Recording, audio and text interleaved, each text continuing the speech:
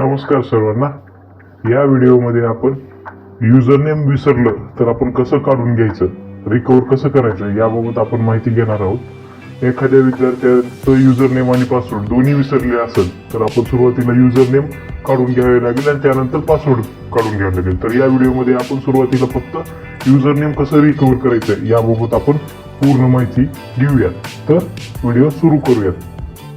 सुरुवातीला आपली नवीन वेबसाईट गुगलवर टाकून घ्यायची आहे. ती वेबसाईट मी खाली डॅशबोर्डला दिलेली आहे किंवा आपल्या या व्हिडिओच्या बॉटम साईडला ब्लिंक करत असेल तर ती वेबसाईट टाकून घ्यायची आहे. hmsnew.mahiti.org.in ते टाकून घेतल्यानंतर अशा प्रकारे आपल्याला डॅशबोर्ड दिसून येईल. तर त्या डॅशबोर्डमध्ये साइन इन टू पोर्टलच्या वरच्या बाजूला फॉरगेट युजर नेमवर क्लिक करायचं आणि ते युजर नेमवर क्लिक केल्यानंतर आपल्याला दोन ऑप्शन येतील. एक प्रोसीड युजिंग आधार सर्व्हिस आणि दुसरं प्रोसीड युजिंग मोबाईल नंबर. तर आपण सुरुवात करायची by using Aadhaar service. Aadhaar service का? कारण आधारला आपला मोबाईल नंबर लिंक असतो, त्यावर आपला OTP व्यवस्थितरित्या जाऊ शकतो. तर त्याच्यावर क्लिक करून आधार नंबर एंटर करायचा. आधार नंबर एंटर केल्यानंतर खाली डिक्लेरेशनवर क्लिक करून सेंड OTP म्हणायचे. OTP सेंड केल्यानंतर आलेला आधार लिंक ज्या मोबाईलला आहे त्या मोबाईलवर OTP येईल, तो OTP त्यावर टाकून घ्यायचा आणि व्हॅलिडेट OTP करून घ्यायचा. व्हॅलिडेट OTP केल्यानंतर तुमचा जो काही युजर नेम आहे तो तुमचा रजिस्टर्ड ईमेल ID वर जातो.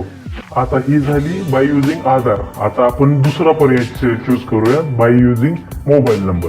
प्रोसीड युजिंग मोबाईल नंबरवर क्लिक करून घ्यायचं.